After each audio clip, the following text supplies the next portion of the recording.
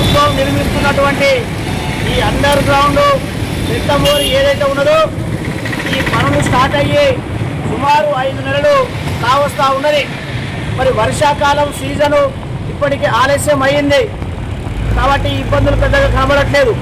అదే కనుక వర్షాలు కనుక ఉధృతంగా పడితే రంగప్ప చెరువు నీళ్లు నిండితే జనగామ పట్టణంలోని వరద నీరు కనుక వచ్చేస్తే మరి ఇక్కడ తీవ్రమైనటువంటి ఇబ్బందులు తలెత్తేటువంటి ప్రమాదం ఉన్నది. ఇలా ఈ ఈ వర్క్ పనులు చూస్తూ ఉంటే నత్త నడక ఇలా నత్తనే సిగ్గుపడే విధంగా ఈ పనులు కొనసాగుతూ ఉన్నాయి. పనులు వేగవంతం చేయటం లేదు. మరి అలా ఇక్కడికి వెళ్ళి స్కూల్ పిల్లలు ముఖ్యంగా ఇక్కడికి స్కూల్ పిల్లలు వస్తారు. దాంతోపాటుగా జనగామ పట్టణానికి రాకపోకలు ప్రధాన రహదారి హైదరాబాదు వరంగల్కు పోయేటువంటి ప్రయాణికులకు ఇది ప్రధాన రహదారి. తీవ్రమైన ఆటంకాలు ఏర్పడుతూ ఉన్నాయి, ప్రమాదాలు జరుగుతూ ఉన్నాయి, యాక్సిడెంట్లు జరుగుతూ ఉన్నాయి, పసిపిల్లలు ఇక్కడ పడుతూ ఉన్నారు.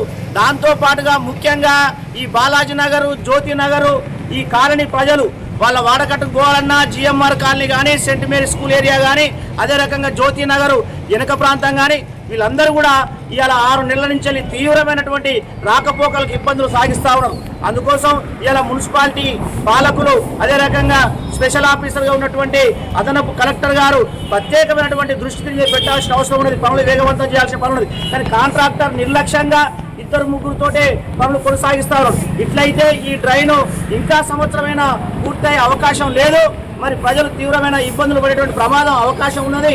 అందుకోసం తక్షణం ఏదైతే ఈ అండర్ గ్రౌండ్ డ్రైన్ ఉన్నదో పనులు వేగవంతం చేసి తొందరగా పూర్తి చేయాలని చెప్పేసి కోరుతా ఉన్నాం.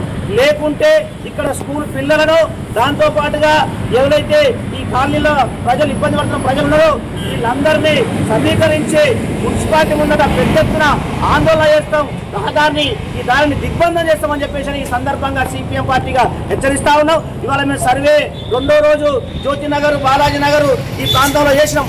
ప్రజలు చెప్తా ఉన్నారు, అయ్యా ఈ ట్రైన్ వల్ల మేము తీవ్రమైన ఇబ్బందులు ఎదుర్కొంటా ఉన్నాం, పనులు మాత్రం పూర్తి చేయడం లేదు, వెంటనే పనులు జరిగే విధంగా మరి అధికారులను ప్రభుత్వాన్ని ఒత్తిడి పెంచాలని చెప్పేసి ప్రజలు ఆవేదన వ్యక్తం చేస్తూ ఉన్నారు. మేము ఒకటే చెప్పదలుచుకున్నాం, ప్రజా సమస్యలు ఏవైతే ఉన్నాయో అందులో ముఖ్యమైనటువంటి సమస్య ఈ జనగామ పట్టణంలో ఈ డ్రైన్ వర్క్.